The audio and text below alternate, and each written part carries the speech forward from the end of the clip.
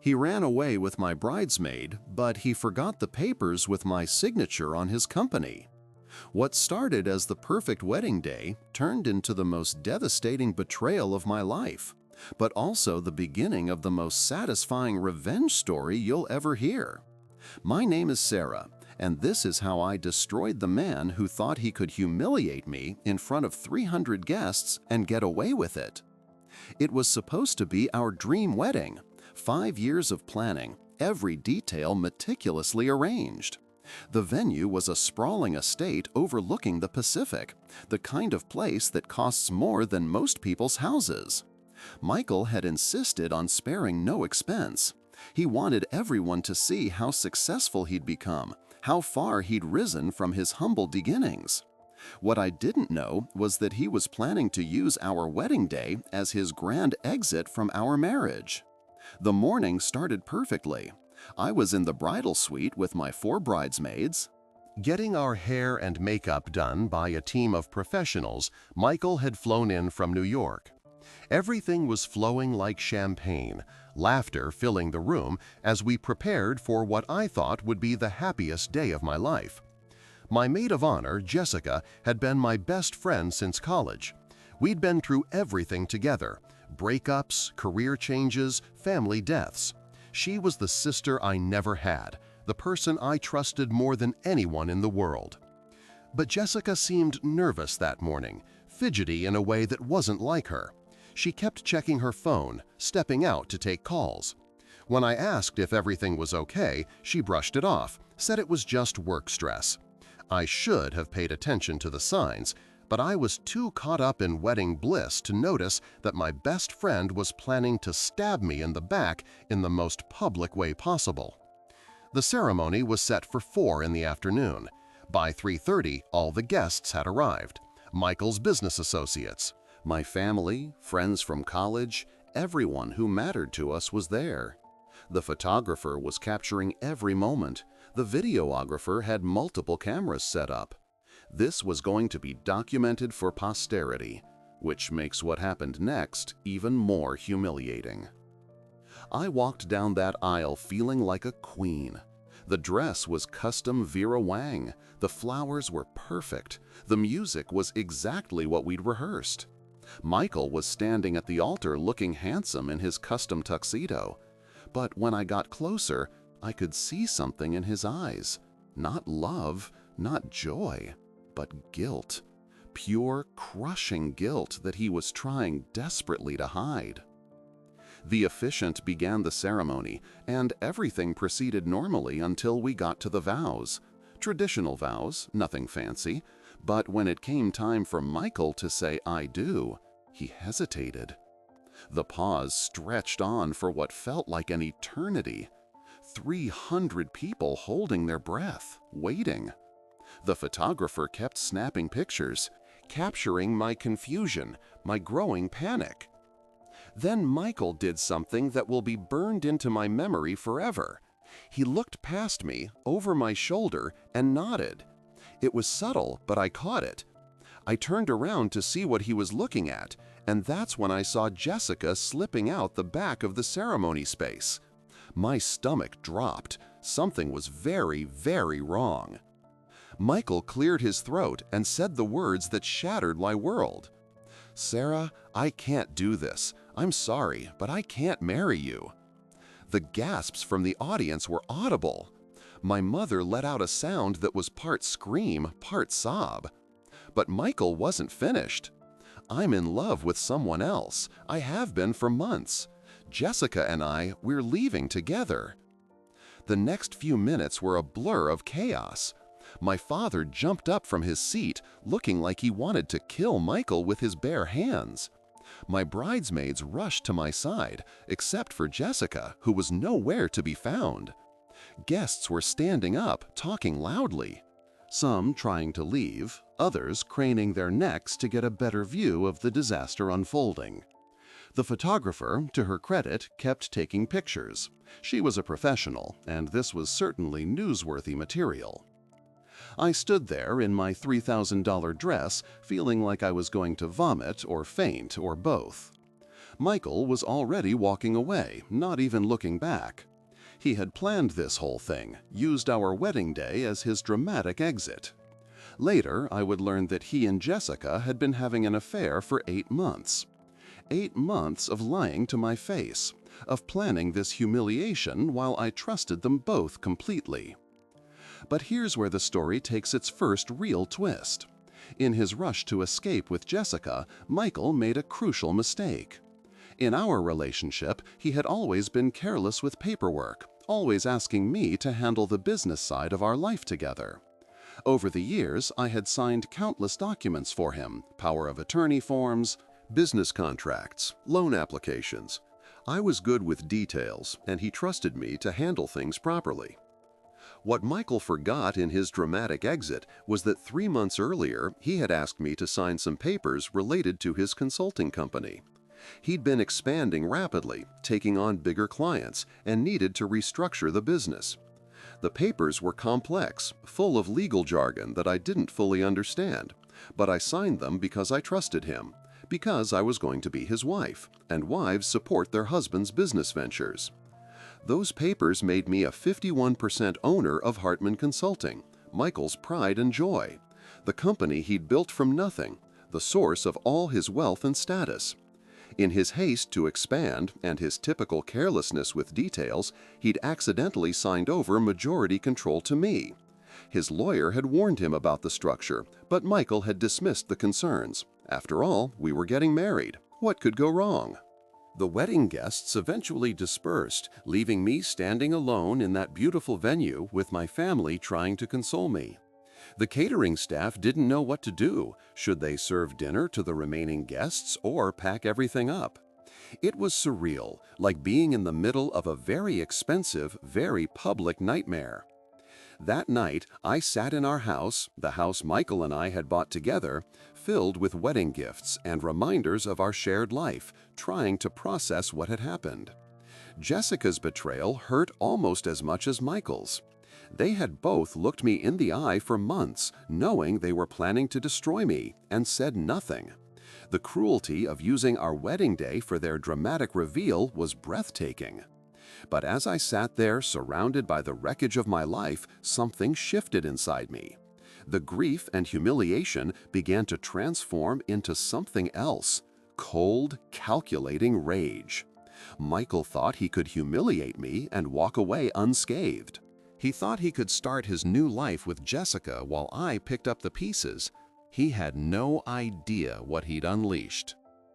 The next morning, I called my lawyer. Not the family lawyer who had handled our real estate transactions, but a cutthroat corporate attorney I'd met at one of Michael's networking events, someone who specialized in hostile takeovers and business warfare. When I explained my situation and showed her the papers I'd signed, her eyes lit up like Christmas morning. "Sarah," she said, "you don't just have grounds for a lawsuit, you own his company, 51%. You're the majority shareholder." The second twist was beginning to unfold. Michael's carelessness had handed me the keys to everything he cared about.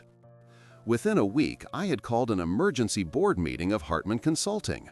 Michael wasn't invited. He was a minority shareholder now, and according to the corporate bylaws, he didn't have the right to attend unless invited by the majority owner. The look on his face when he realized what was happening was almost worth the humiliation of the wedding. But I wasn't satisfied with just taking control of the company. That would have been too simple, too clean. Michael had humiliated me publicly, so I was going to return the favor with interest. I started by conducting a full audit of the company's finances, and that's when I discovered the third twist. Michael had been embezzling money for months to fund his affair with Jessica. The expensive trips they'd taken while telling me they were work conferences.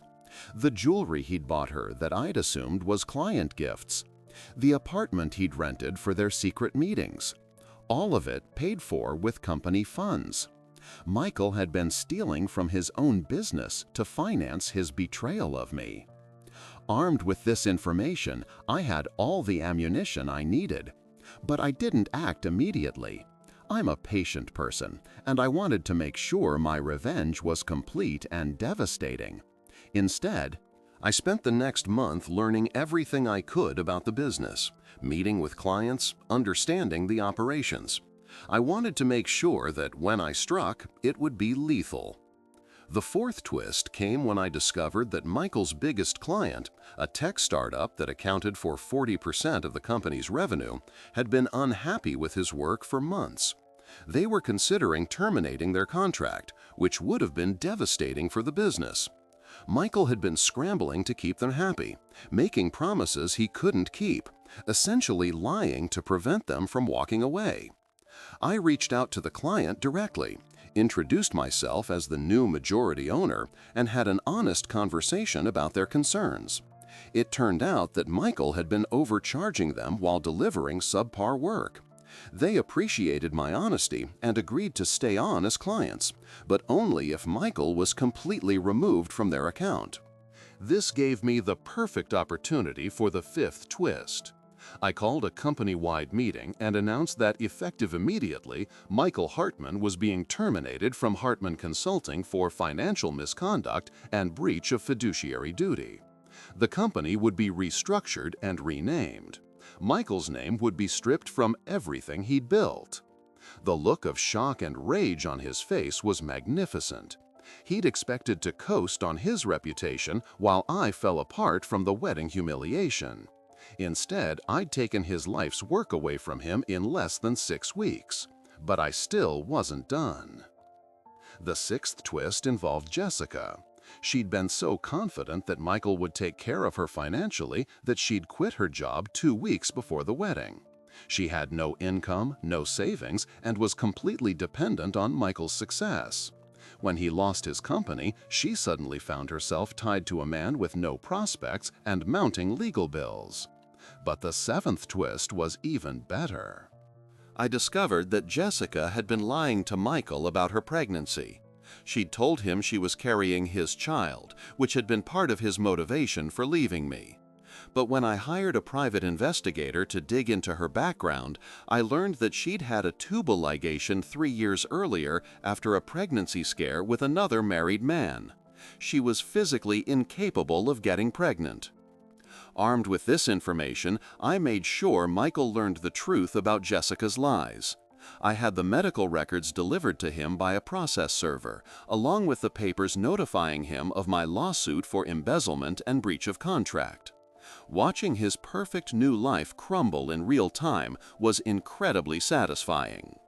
The eighth twist came when I discovered that Michael had been planning his exit strategy for almost a year.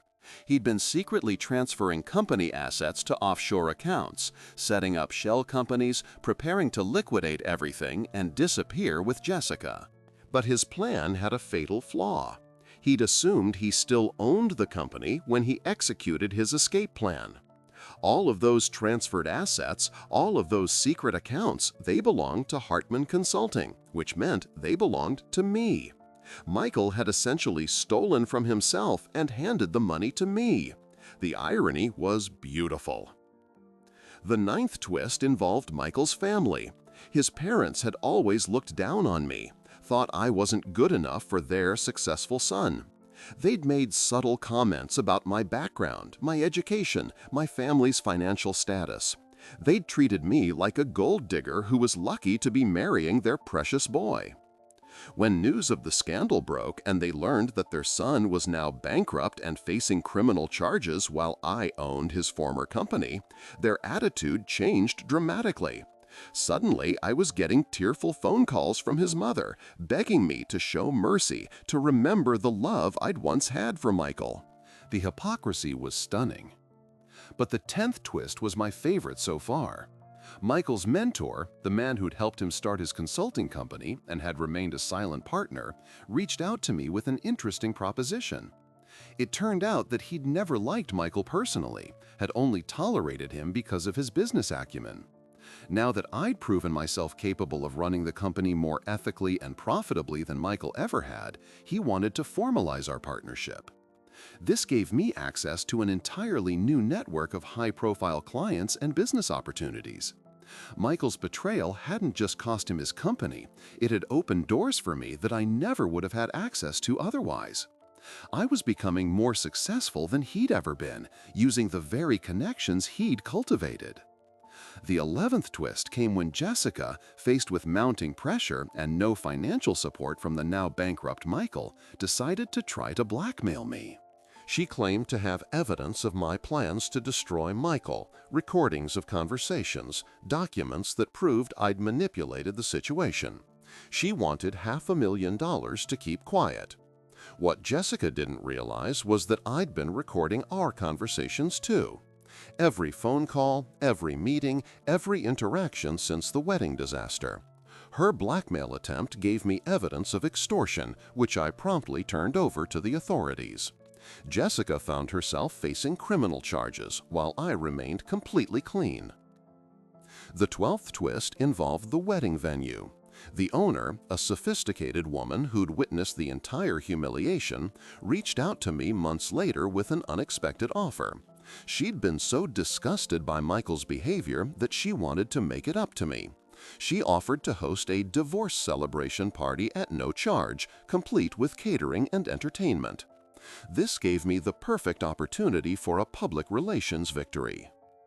Instead of hiding in shame, I threw a massive party celebrating my freedom and success. I invited everyone who'd been at the wedding, plus new friends and business contacts I'd made since taking over the company.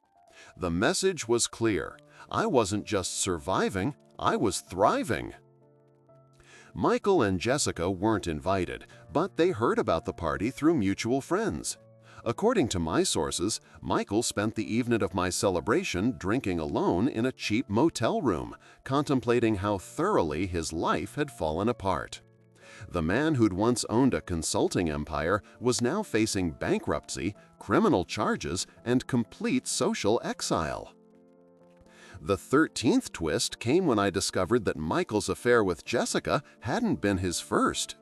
My private investigator uncovered evidence of at least 3 other affairs during our 5-year relationship. Each one had been carefully hidden, each woman had believed she was special, that Michael would eventually leave me for her. Jessica was just the latest in a long line of betrayals. This information gave me additional ammunition for the divorce proceedings. Michael's lawyer had initially tried to claim that he deserved half of our assets, conveniently forgetting that the majority of our wealth had come from the company that was now entirely mine. The evidence of serial adultery destroyed any claim he might have had to spousal support or property division. The 14th twist involved Michael's attempt to start a new consulting company. He'd managed to secure a small business loan using his reputation and connections, thinking he could rebuild from scratch.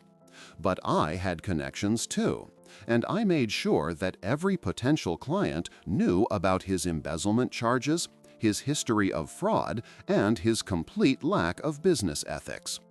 Within months, his new venture collapsed. No one wanted to work with a man who'd been exposed as a thief and a liar. Michael's reputation in the business world was completely destroyed. And, unlike companies, personal reputations can't be rebuilt with new investors and marketing campaigns. The 15th twist was perhaps the most satisfying. Jessica, facing her own financial and legal troubles, decided to write a tell-all book about her affair with Michael and the aftermath of the wedding scandal. She thought she could profit from the drama, turn her betrayal into a bestseller. But Jessica had seriously underestimated my legal team.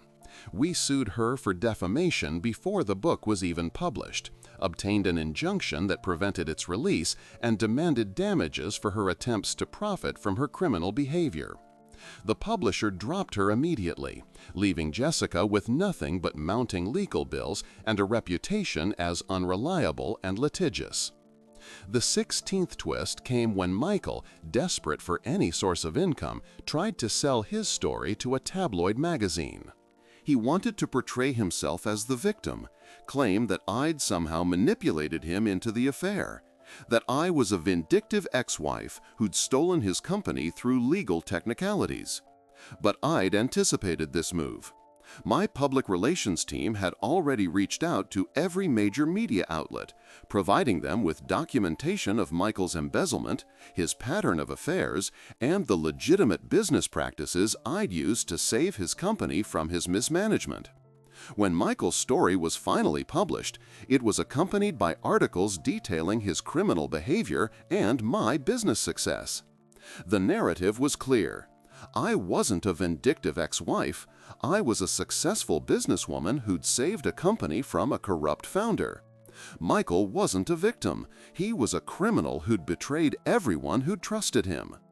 The media coverage only enhanced my reputation while further destroying his. The 17th twist involved Michael's attempt to reconcile with his family after losing everything.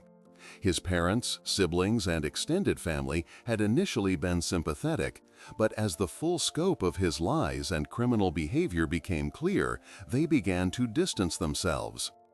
The final blow came when they learned that he'd stolen money from his own father's retirement fund to finance his affairs.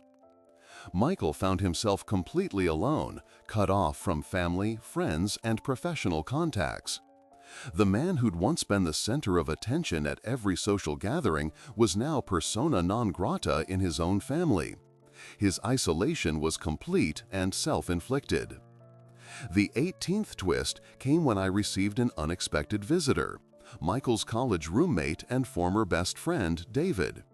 He'd been watching the scandal unfold from a distance, and he had information that would change everything. It turned out that Michael's entire consulting business had been built on stolen ideas and plagiarized work. David had kept detailed records of their college projects, business plans they developed together, concepts that Michael had later claimed as his own original ideas. The foundation of Michael's success had been built on theft from the beginning. This revelation gave me additional legal grounds to pursue damages and further cemented my moral authority in the situation. But David's information also revealed something else. Michael had been planning to steal from our joint accounts and investments from the very beginning of our relationship. The affair with Jessica was just the exit strategy. The financial betrayal had been ongoing for years. I hadn't just lost a husband, I'd been unknowingly funding my own betrayal. The 19th twist was the most dramatic yet. Michael, facing the complete collapse of his life and mounting criminal charges, decided to flee the country. He liquidated what few assets he had left, purchased a one-way ticket to a country without extradition treaties, and simply disappeared one night. But Michael's escape plan had a fatal flaw. He'd used his credit card to purchase the ticket and book his hotel. My legal team tracked his movements within hours and alerted the authorities. He was arrested at his destination airport and extradited back to face charges. His attempt to flee had only added additional federal crimes to his growing list of legal troubles. The final twist came 6 months later when I received a call from Michael's lawyer. He wanted to arrange a meeting, claimed that Michael had important information to share that would be beneficial to both of us. I agreed to meet, curious about what kind of desperate gambit he was planning now. Michael looked terrible. The confident, charismatic man I'd once loved was gone, replaced by someone hollow and desperate. He told me that he'd been approached by federal investigators who were building a case against a major money laundering operation. Several of his former clients had been using his consulting services to hide illegal activities, and Michael had documentation that could bring down the entire network. The investigators were offering him a plea deal, reduced charges, in exchange for his cooperation. But they needed my cooperation too, since I now owned the company and had access to all the relevant files and communications. Michael was essentially asking me to help save him from the consequences of his own actions. I listened to his plea, watched him grovel and beg for my help, and then I gave him my answer. I would cooperate with the federal investigation because it was the right thing to do, not because I wanted to help him. Michael would face the full consequences of his actions, and any benefit he received from the plea deal would be a result of his cooperation, not my mercy. The investigation revealed that several major corporations had been using Hartman Consulting to facilitate complex financial crimes. Michael's carelessness with documentation and his focus on profits over ethics had made him the perfect unwitting accomplice.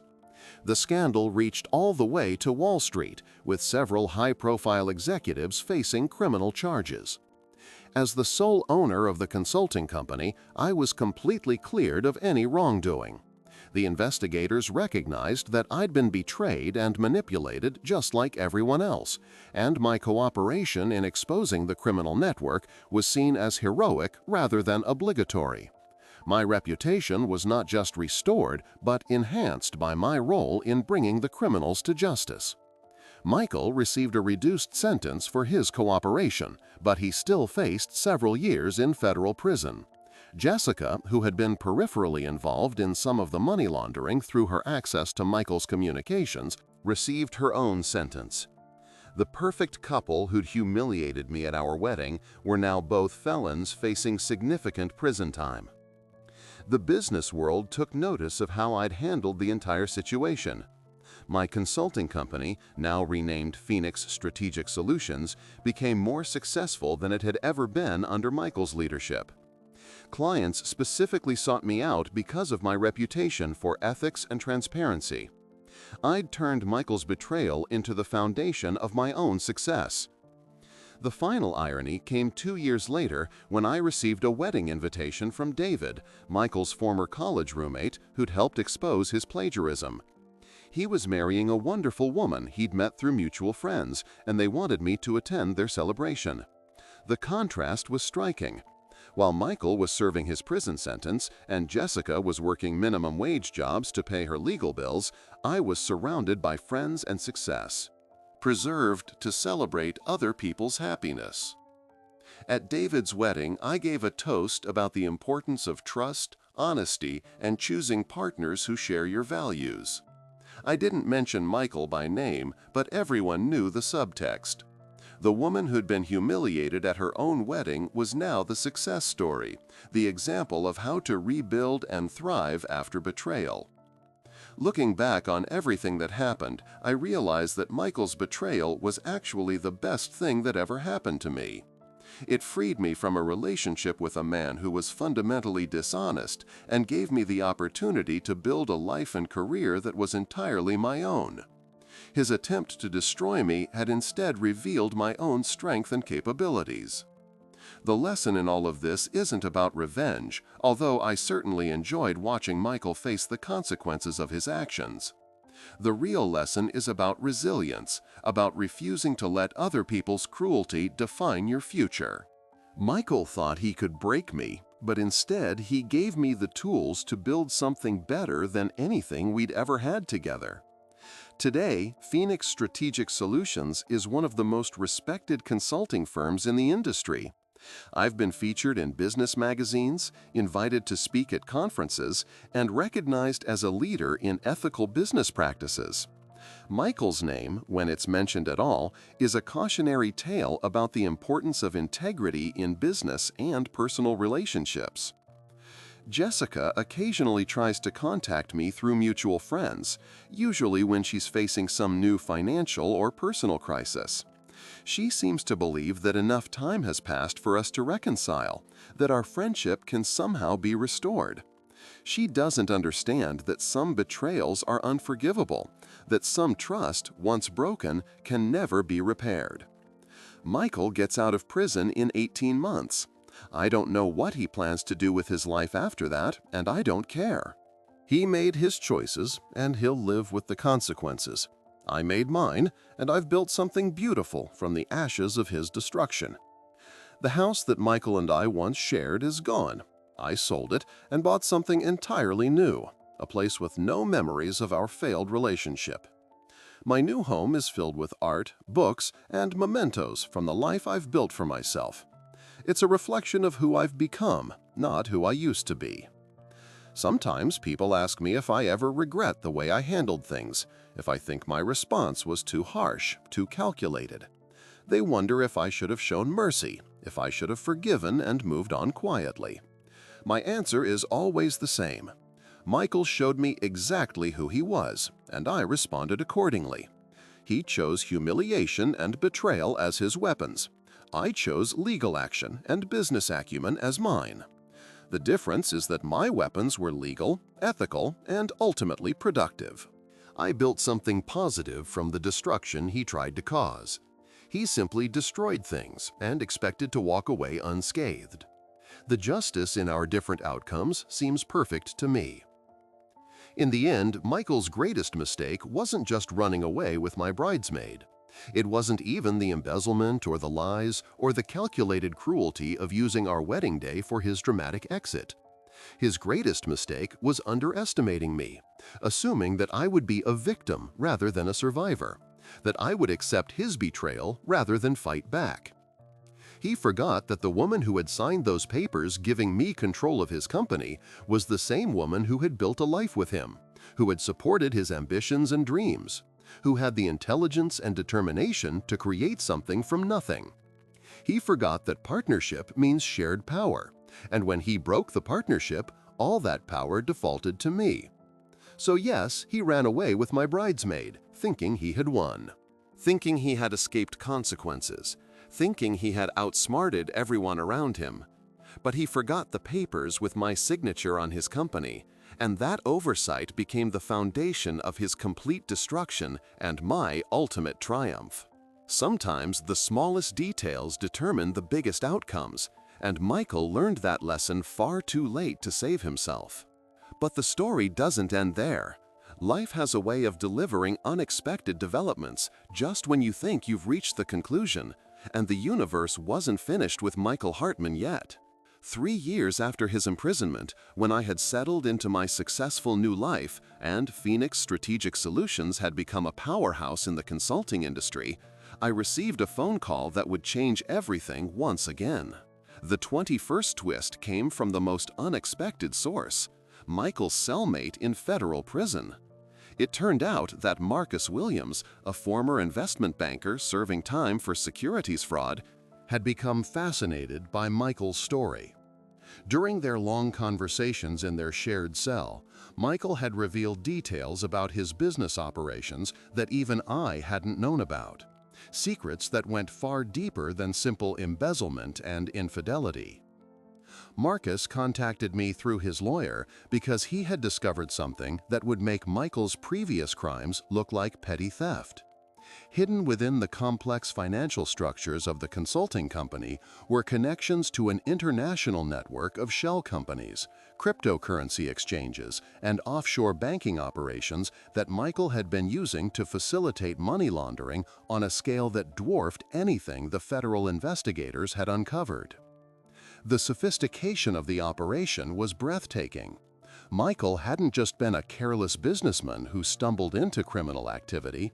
He had been running a deliberate, carefully planned operation that used legitimate consulting work as cover for moving hundreds of millions of dollars in illegal funds.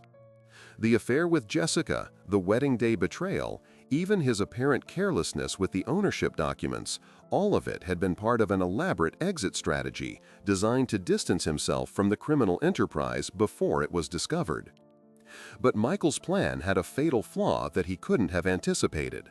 My takeover of the company had given me access to financial records and client communications that revealed the true scope of his criminal network. Documents that he thought would be destroyed during his dramatic exit were now in my possession, and Marcus was offering to help me understand their significance in exchange for my assistance in reducing his own sentence. The revelation was staggering. Michael hadn't just betrayed me personally, he had turned our relationship, our home, our entire life together into a front for international criminal activity. Every business dinner I had attended, every client I had met, every social function we had hosted together had been part of his elaborate criminal operation. I had been unknowingly laundering money and facilitating crimes for years, saved from prosecution only by my genuine ignorance of what was happening. The 22nd twist emerged when I began working with federal investigators to unravel the full scope of Michael's criminal network. The consulting company had been just one piece of a much larger puzzle that included real estate investments, art transactions, and technology startups spread across multiple countries. Michael had been using his charm and business acumen to build relationships with criminals, politicians, and business leaders who needed sophisticated ways to move and hide their money.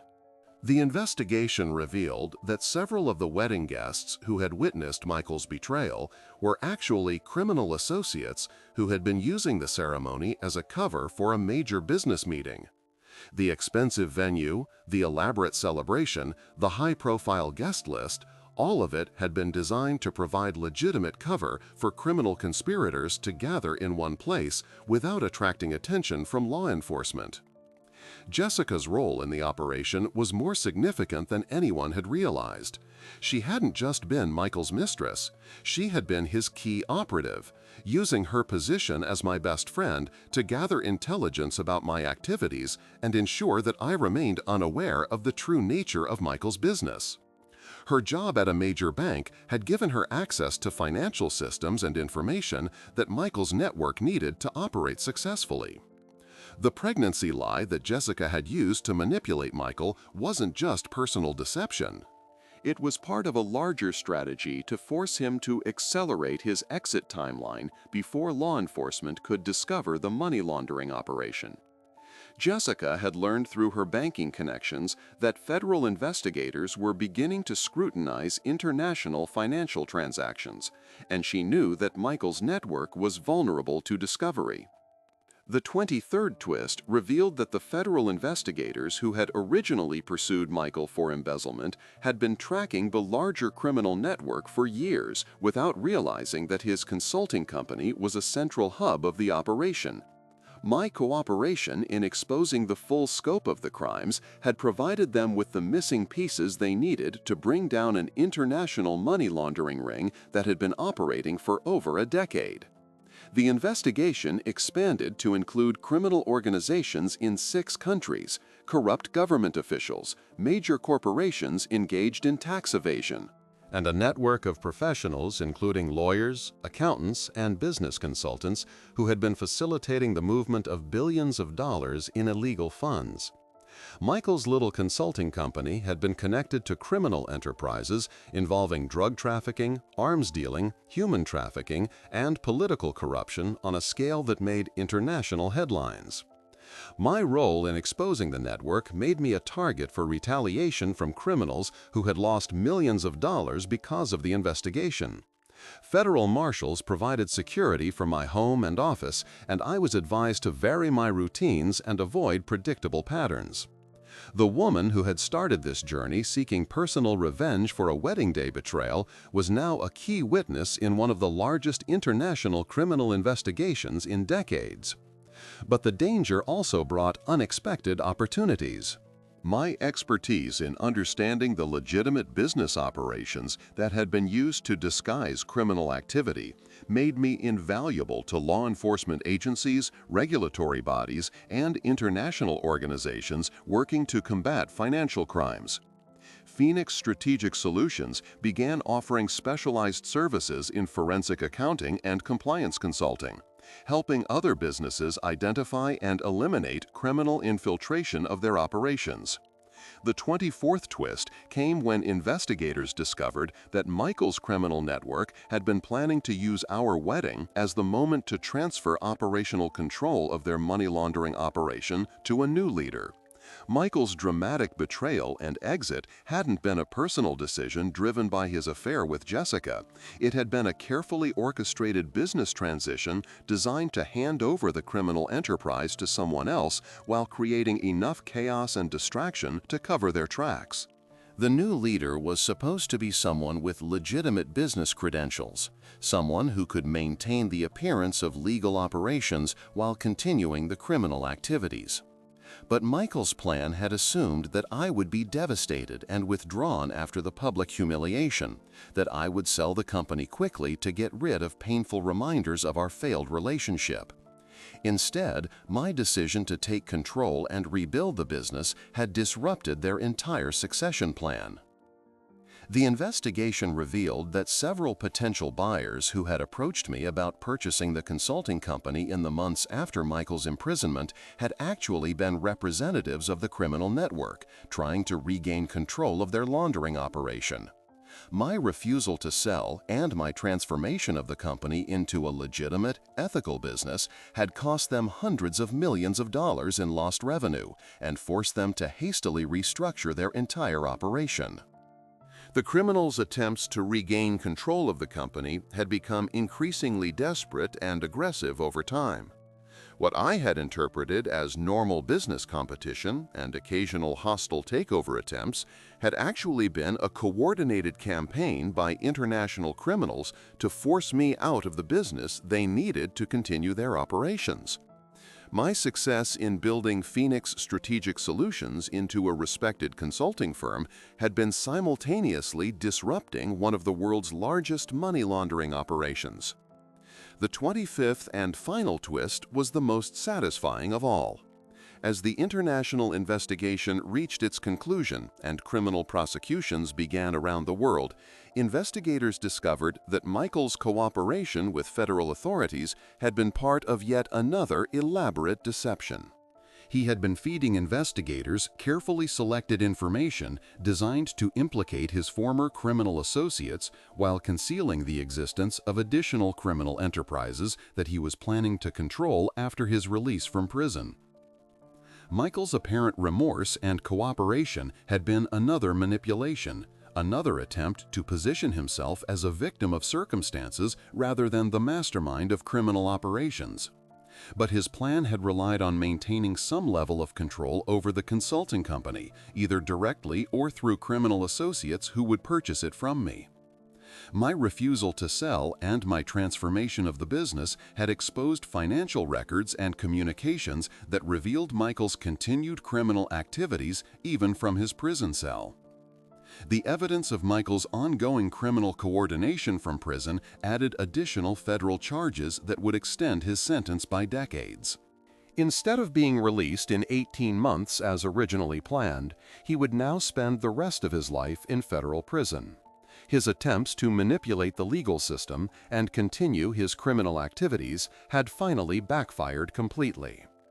Jessica's role as a key operative in the money laundering network also came to light during the expanded investigation. Her banking position had been specifically targeted by the criminal organization, and her relationship with me had been cultivated deliberately to provide access to Michael's business operations and my personal information.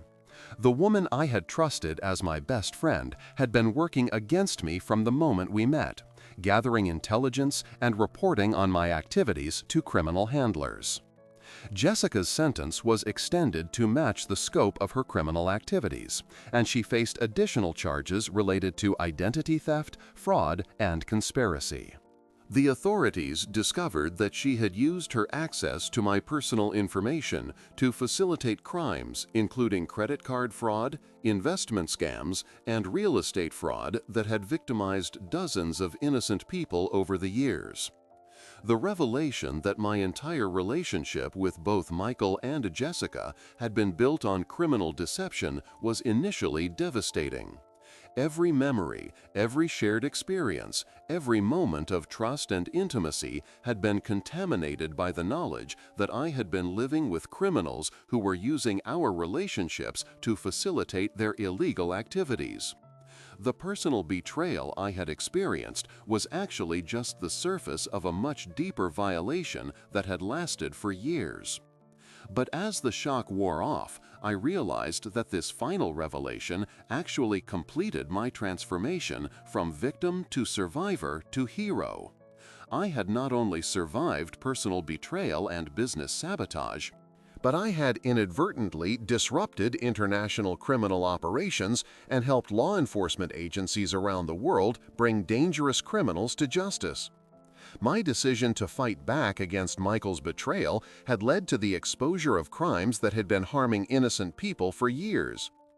The consulting company that Michael had built as a front for criminal activity had been transformed into a legitimate business that actively worked to combat the same types of crimes he had been facilitating. Phoenix Strategic Solutions became a leader in helping businesses identify and eliminate criminal infiltration, using the very techniques and knowledge that had been used to victimize me and countless others. My personal story became a case study in business schools and law enforcement training programs, an example of how individual courage and persistence can lead to major victories against organized crime. Speaking engagements, book deals, and documentary opportunities followed. But I remained focused on the work of building ethical business practices and helping other people avoid the types of victimization I had experienced. The final irony of the entire saga was that Michael's attempt to destroy my life had actually given me a platform to do more good in the world than I ever could have achieved if our marriage had proceeded normally. His betrayal had revealed strengths and capabilities I didn't know I possessed, and his criminal activities had provided me with unique expertise in combating financial crimes that benefited society as a whole. Years later, when people ask me about forgiveness and moving on, I tell them that some betrayals are so deep and so damaging that forgiveness becomes irrelevant. Michael and Jessica didn't just hurt me personally, they used our relationships to facilitate crimes that harmed innocent people around the world. Their betrayal of me was also a betrayal of everyone who trusted the businesses and institutions they corrupted. My response to their betrayal wasn't motivated by personal vengeance, although I certainly felt that satisfaction along the way. It was motivated by a fundamental belief that criminal behavior should have consequences, that people who use trust and intimacy to harm others should be held accountable for their actions, and that victims of crime have both the right and the responsibility to fight back when they have the means to do so. The consulting company that began as Michael's criminal enterprise became a force for justice and ethical business practices under my leadership. The relationships that had been built on lies and deception were replaced by authentic connections based on mutual respect and shared values. The life that had been built on criminal foundations was rebuilt on principles of honesty, integrity, and service to others. Michael sits in his federal prison cell today, facing the reality that his elaborate criminal schemes have finally caught up with him completely. There will be no early release, no reduced sentence, no opportunity to manipulate his way back into society. He will spend the rest of his life paying for the choice to build his success on the suffering of others, including the woman who had loved him and trusted him completely. Jessica works minimum wage jobs when she can find employers willing to hire someone with her criminal record, struggling to rebuild a life that was always built on deception and manipulation. Her beauty and charm, which once opened doors and provided opportunities, are now overshadowed by her reputation as a convicted criminal who betrayed everyone who trusted her. The wedding that was supposed to be the beginning of our life together instead became the beginning of my real life. The life I built for myself based on my own values and choices rather than someone else's manipulation and control. Michael's betrayal freed me from a relationship that was always based on lies and gave me the opportunity to discover who I really am when faced with adversity. Sometimes I drive past the venue where our wedding was supposed to take place, and I feel nothing but gratitude for the disaster that unfolded there. That humiliating day was the beginning of everything good in my life now. Michael thought he was destroying me when he chose betrayal and cruelty, but he was actually setting me free to become the person I was always meant to be.